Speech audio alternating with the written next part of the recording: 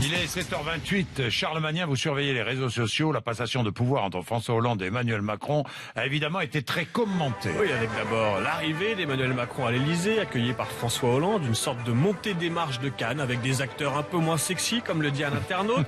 L'entretien entre les deux hommes a ensuite duré plus d'une heure. C'est sûrement la visite du fameux cabinet noir de François Hollande qui a duré plus longtemps que prévu, selon les internautes.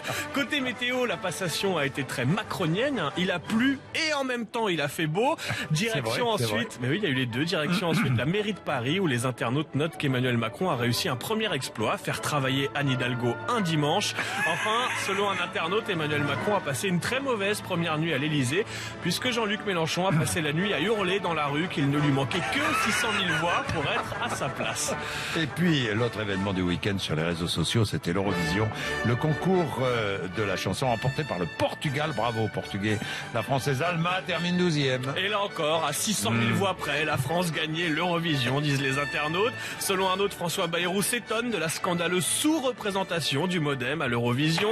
Sans oublier ceux qui donnent des consignes de vote. Soyez responsables, dit une internaute. S'abstenir de voter, c'est faire le jeu de la Moldavie. Selon un autre, à l'Eurovision, on présente un candidat bizarre, on pense qu'on va gagner et on finit 12e. En fait, la France à l'Eurovision, c'est Jean Lassalle.